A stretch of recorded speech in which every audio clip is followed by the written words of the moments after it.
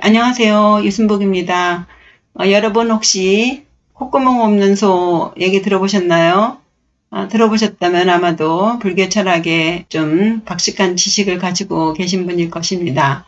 아니시더라도 인문학 쪽에 좀 해박한 지식이 있는 분이라면 지나가는 소리로라도 들어보셨을 거고요. 처음 듣는 소리라면 한번 귀 기울여 보세요. 예, 콧구멍 없는 소, 무비공에 관해서 공부해 보시겠습니다. 아직도 코로나가 기승을 부리고 있는데요. 전염병 때문에 깨달음에 이르게 된 조선 말기의 선지식인 경허스님의 사례를 소개해 드리겠습니다. 돌아보면 역사 이래로 요즘같이 인간이 성한 세상이 없었던 것 같습니다만 전염병 한 방으로 어이없게도 온 세계인이 지죽은 듯이 조용히 살고 있는 것 같아요. 정말 이 인간들이 무슨 죄라도 지은 것처럼 얼굴을 반 이상이나 가린 마스크를 쓰고 그 입으로 한마디라도 더 하려고 헉헉대는 거 보면 인간이 참 말을 잘 듣는 어린아이처럼 착하고 순진해 보이기도 하는데요. 그럼 우리 모두 타임 캡슐을 타고 지금으로부터 140여 년 전으로 돌아가 보겠습니다. 경허스님은 그 젊은 강백 시절에, 강백이라는 말은 그 불교 경론을 가르치는 그 강사 중에 장입니다. 23살에 이제 강백이 되셨는데요. 그 강백 시절에 화한 거를 맞이해서 옛 은사님을 뵈려고 천안지역을 지나가게 되었습니다. 그때가 8월이었는데 이제 도중에 심한 폭풍우를 만나게 되었어요. 급히 몸 피할 곳을 찾아서 보이는 대로 문을 두드려 보는데 웬일인지 어느 집에서도 문을 열어주지 않더래요. 길에는 사람 하나 다니지 않고 할 수 없이 주막집에 들어가게 되었는데 그제서야 알게 되었지요. 그 마을에 돌림병이 유행하고 있다는 것을요. 주막은 그야말로 아수라장이었답니다. 거적으로 덮여져 있는 사람이며 무장을 덮고 벌벌 떠는 사람들이며 평생 보지 못한 광경이 눈앞에 펼쳐지고 있었겠죠. 문에 들어서기도 전에 주막집 주인은 더 이상 송장 치울 수 없으니 딴 데로 가라고 손을 내줬더랍니다. 우리가 지금 겪고 있는 코로나19와 똑같지 않나요? 이렇게 과학이 발달된 21세기에 인공지능이 어쩌고 저쩌고 하는 이런 세상과 비교해도 사람 사는 것은 지금이나 그때나 별 다를 것이 없는 것 같습니다. 어쨌든 스님은 그 죽어가는 사람들을 보면서 위로의 말은커녕 오히려 그들이 다가올까 두려워하며 겁에 질려 그것을 도망치듯 나오셨다고 하네요. 간신히 큰 나무 밑에 몸을 피하고 젖은 몸을 덜덜 떨면서 그저 빨리 날이 새고 비가 멈추길 바랄 뿐 달리 아무것도 할 수 없었을 거예요. 그 밤이 새도록 스님은 무슨 생각을 하셨을까요? 그저 자신도 전염이 될까 두려워하며 또 한편 자신의 한심한 그 행태를 돌아보지 않을 수 없었을 거예요. 도대체 이게 뭐지? 그렇게 대중들 앞에서 불교의 진리를 말하며 분별심을 버려라. 생사의 고를 떠나라. 목이 터지도록 떠들던 내가 정작 이 전염병 앞에서 이렇게 무너지다니. 마치 부처라도 된 것처럼 세상의 모든 진리는 다 아는 것처럼 세상을 향해 외쳤고 먹물옷을 마치 왕의 옷인 양 걸치고 대중들에게 대접을 받더니만 정작 내가 그들을 위해서 할 수 있는 것이 무엇이냐 말이다. 그저 내 몸 피하기 바쁘지 않았던가. 나야말로 생사의 고에서 한치도 벗어나지 못했구나. 이를 어찌하면 좋을꼬. 도대체 난 여태 무슨 공부를 했던가. 내가 알고 있던 그 많은 법문들이 모두 무용지물이구나. 너무나도 한심하고 비참했습니다. 스님은 한시가 급했어요. 날이 새자마자 바로 당시 머물던 동학사로 돌아왔습니다. 그리고는 모든 학생들을 다 집으로 돌려보냈어요. 더 이상 자신은 누구를 가르칠 자격도 없고 가르칠 것도 없다고 하셨답니다. 그리고는 지금껏 했던 강백의 일을 다 그만두고 문을 걸어 잠그고는 용맹정진에 들어가셨습니다. 그때 스님이 화두로 걸었던 것이 여사미거 마사도래라는 말이에요. 제가 이렇게 한문을 말하니까 학자들은 한문하면 젊은이들이 싫어한다. 재미없어한다. 어렵다고 한문을 빼라는 분들도 계시는데요. 절대 안 되죠. 우리가 한글을 쓰는 한 한문을 모르면 절름발이 말이에요. 우리는 잊지 마셔야 할 것이 우리말 중 한자어가 80%입니다. 그 뜻을 모르고 하는 말은 깊이는 고사하고 일단 뜻 전달이 정확할 수 없어요. 그저 짐작해서 하는 것뿐이죠. 요즘 화두가 그 창조 아닙니까? 한자를 모르는 한 절대 그 수준 높은 창조나 창작 나올 수가 없지요. 영어 아무리 잘한들 한계가 있습니다. 한문은 절대 중국어가 아닙니다. 우리말이에요.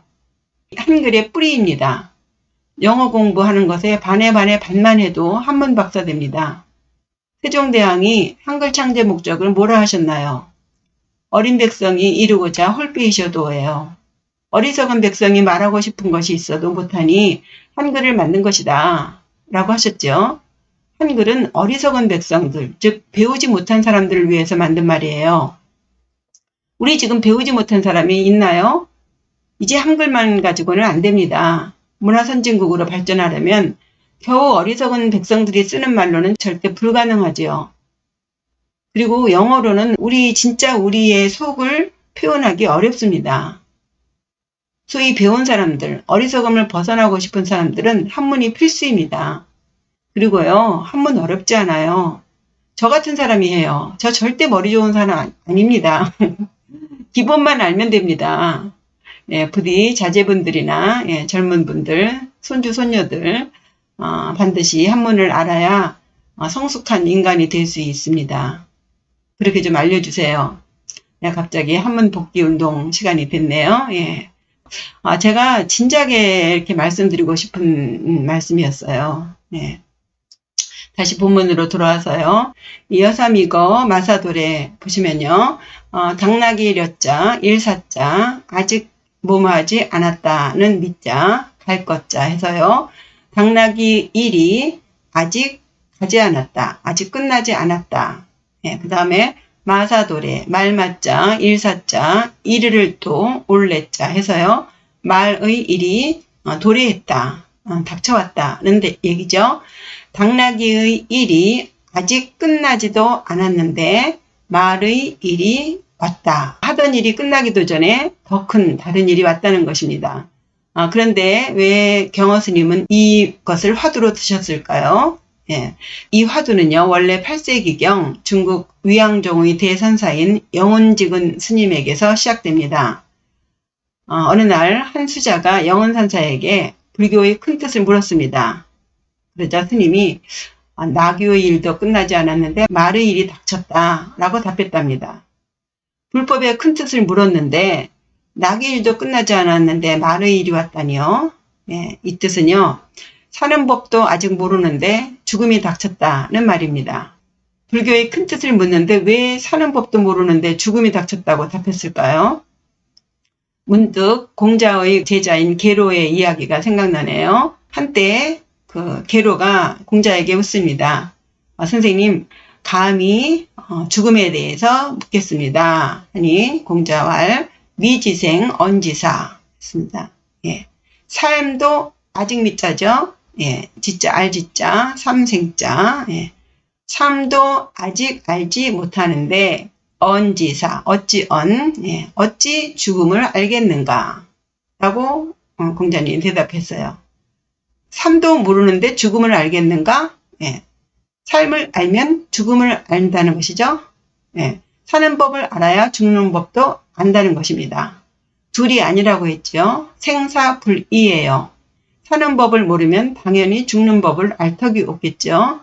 그래서 공자님이 삶도 모르면서 죽음을 묻느냐 이렇게 하신 거예요. 세상 사는 법인 유의법을 알아야 무의법을 알 수 있고 무의법을 알아야 무의심법에 이를 수 있다는 말이 있습니다. 예, 어쨌든 다시 본론으로 돌아와서요. 죽음이라는 것이 사는 법을 다 알고 나서 오면 좋겠는데 나귀 일이 끝나기도 전에 말의 일이 오는 것처럼 죽음이라는 것은 그렇지 않잖아요. 갑자기 어느 순간에 부지불식간에 닥쳐오는 것이 죽음이 아닙니까? 나 이제 죽겠구나 할 때는 이미 늦죠. 그러니 죽는 법을 모르는데 갑자기 죽게 된다면 어쩝니까? 사는 법 몰라서 평생 몸고생 마음고생하고 살았는데 이제 또 죽는 법도 모른 채 죽게 된다면 영락없이 육도중생을 헤매고 다니면서 세세생생 윤회를 벗어나지 못하게 생겼으니 큰일 아닙니까? 예.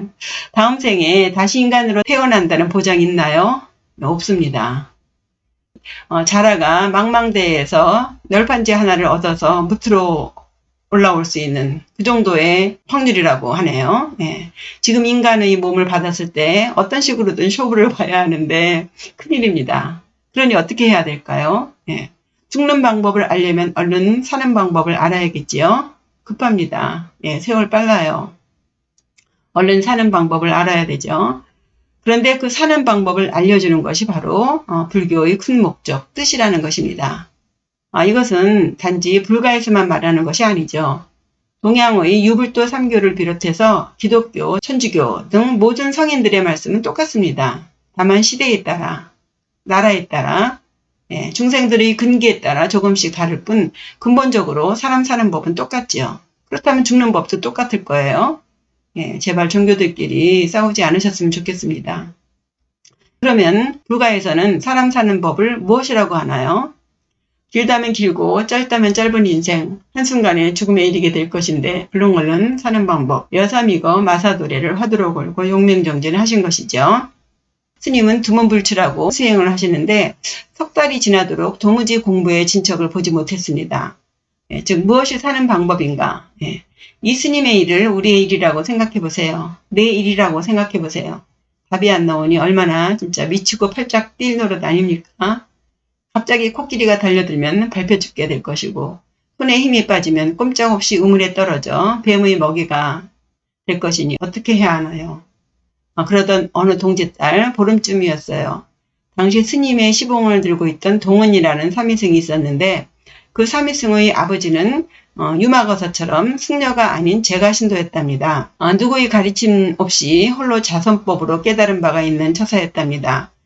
때문에 비록 승려는 아니었지만 도력이 높은지라 스님들이 이 처사의 집을 자주 드나들곤 했나 봅니다.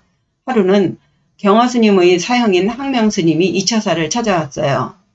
이야기 끝에 이제 이 처사가 경허스님의 안부를 물었답니다. 요새 동욱은 뭐라며 지내나? 동욱은요, 경허스님의 속가 이름이에요. 아마도 이 스님과 이 처사와의 인연은 그 경허스님이 출가하기 전에 인연이었던가 봅니다. 항명스님이 답하기를 그저 방 안에서 소처럼 앉아 있습니다. 그러자 이 처사가 중노릇 잘못하면 소가 되는 이치를 아는가? 참가에서는 이제 참선에서 견성하는 법을 소에 비유해서 말하는 것이 있죠. 그래서 심우도라고 많이 들어보셨을 거예요. 만약 중이 시주만 받고 돌을 닦아서 해탈하지 못하면 반드시 죽어서 소로 태어난다는 말이 있습니다. 해서 그 항명이 그거야 공부는 안 하고 공양만 받아먹으니 소밖에 될 게 없으니 그렇겠지요. 이렇게 대답했어요. 그러니까 이 처사가 아이고 대답 한번 잘하네. 중노릇을 그만큼 하고도 겨우 대답을 그 정도밖에 못한단 말인가? 그럼 어떡합니까? 저는 선의 이치는 모릅니다.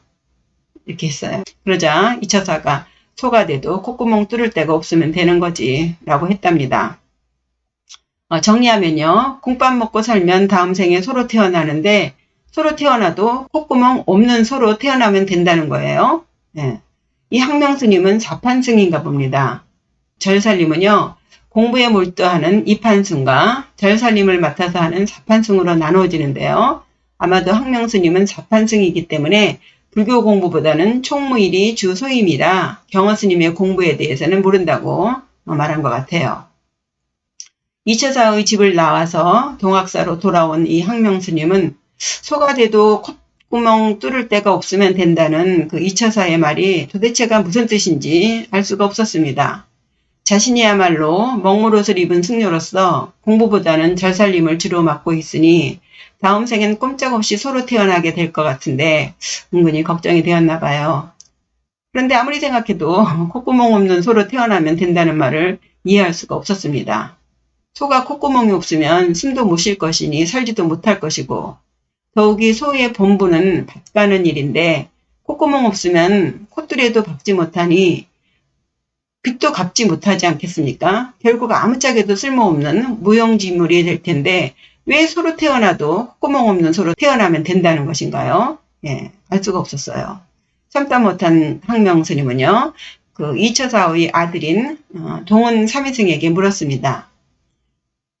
너희 아버지가 콧구멍 없는 소라는 말씀을 하셨는데 너 그게 무슨 뜻인지 아니?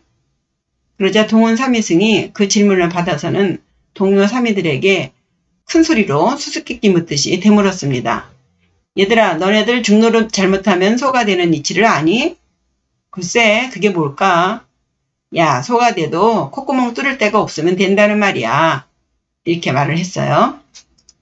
이때 마침 려사미거 마사도레란 화두로 골머리를 앓던 경호 스님이 이 어린 삼위승들의 대화를 듣고는 뒤통수를 꽝 하고 맞은 듯 했답니다. 그동안에 막혀서 답답해했던 불가의 오묘한 이치가 단 한 번에 얼음 녹듯 다 녹아내리더랍니다. 스님은 왜 그동안 찾지 못했던 답을 콧구멍 없는 소로 깨치셨을까요? 원래 이 콧구멍 없는 소, 무비공우 그래야 되나요? 이런 이 표현은 중국 법안종의 종주인 법안산사의 어록에 기록되어 있는 법문입니다. 본래 그 인간은 어머니 뱃속에서 처음 만들어질 때 제일 먼저 생기는 것이 콧구멍이라고 하네요. 당연히 숨을 쉬어야 살게 되는 것이기 때문이겠죠.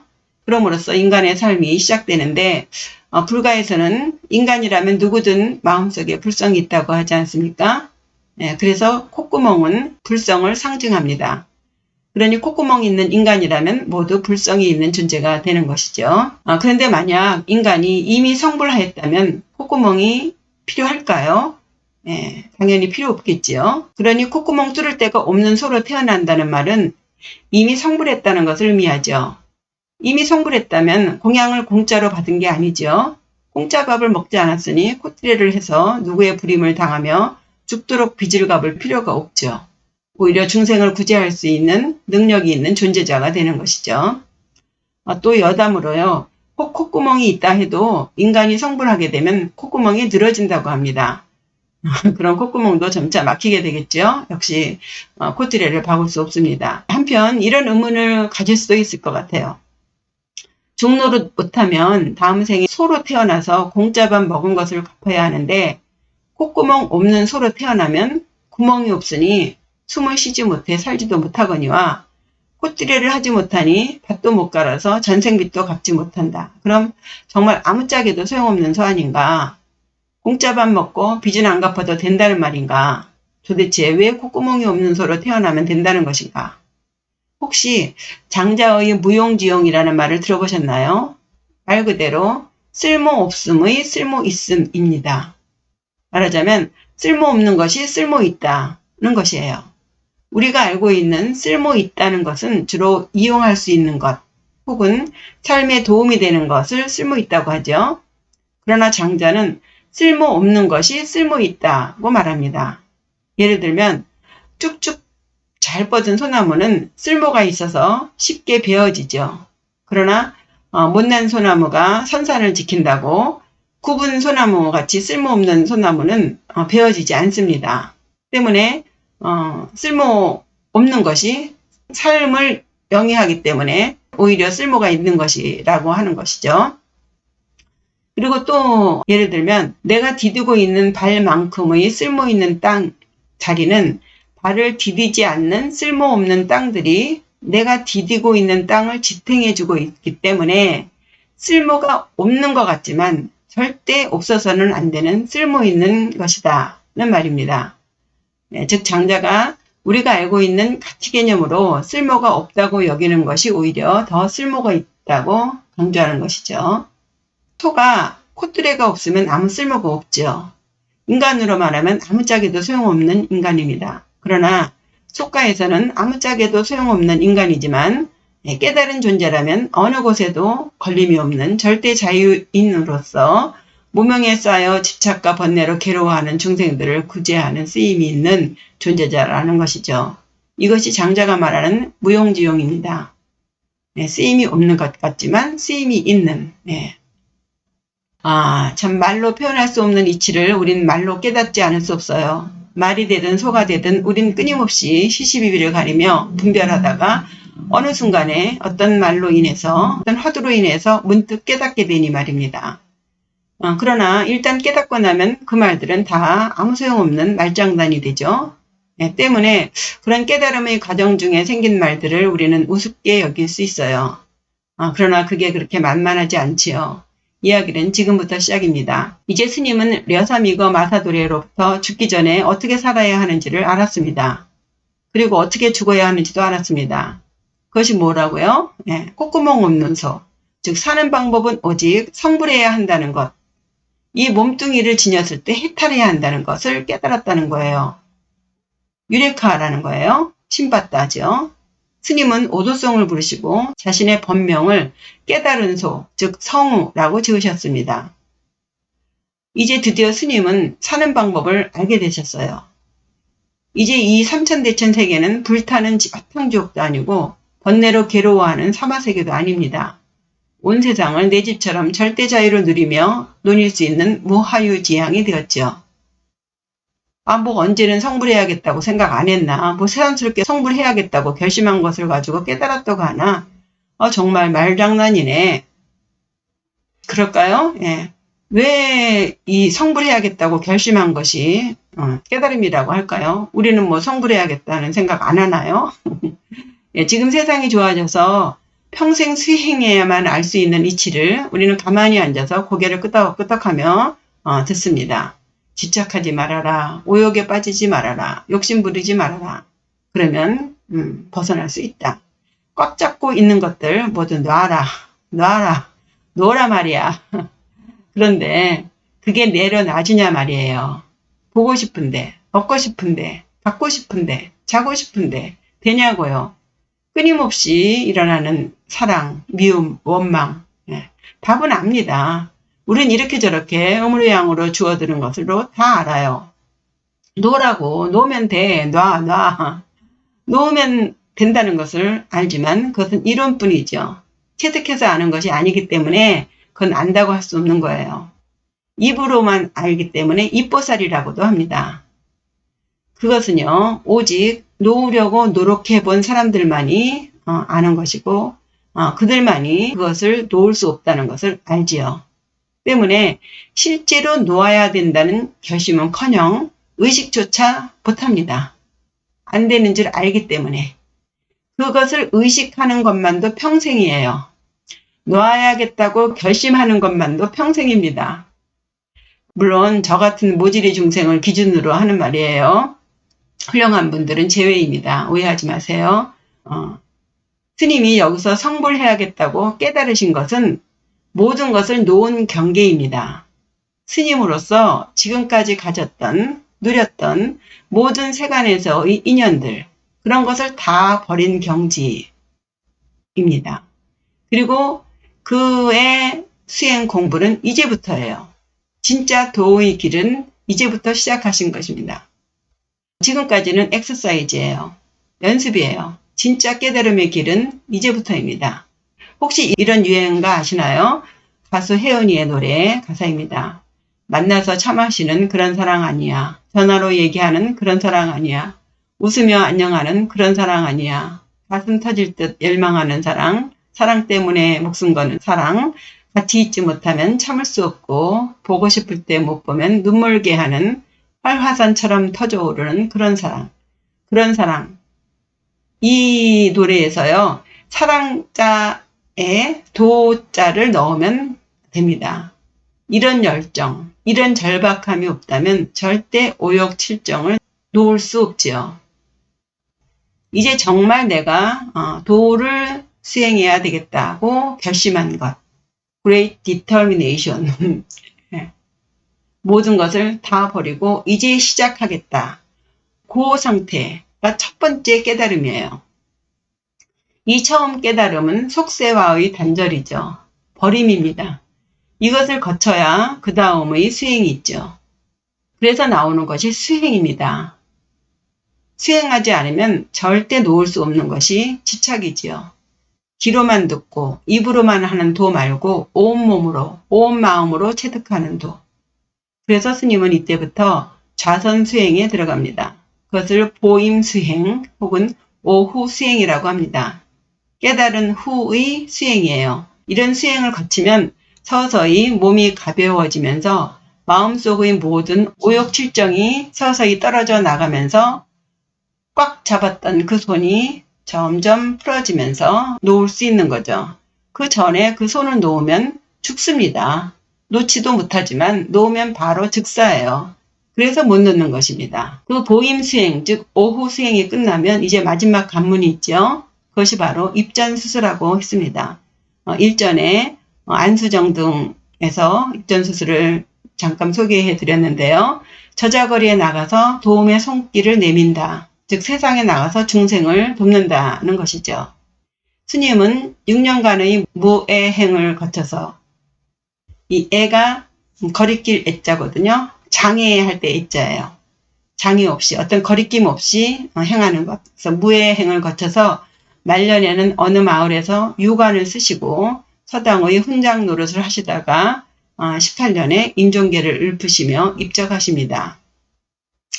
이런 말이 있습니다. 사자에게 흙덩이를 던지면 사자는 흙덩이를 던진 사람에게 달려들지만 개는 사람에게 달려들지 않고 흙덩이를 쫓아간다는 말이 있어요. 달을 가리켰더니 왜 손가락을 쳐다보나? 이것과 같은 말입니다. 분별식으로 아는 것은 번뇌망상만 더할 뿐이죠. 중요한 것은 체득입니다. 체득을 하지 않으면 오직 시시비비일 뿐 그 이상도 그 이하도 아니죠. 어설프게 아는 것이 오히려 위험하므로 저 같은 입보살들은 항상 조심하고 또 조심해야 할 것입니다. 이상으로 콧구멍 없는 소에 대한 선문답 공부하셨습니다. 못다한 이야기는 다음 시간으로 미루기로 하고요. 이상으로 공부 마치겠습니다.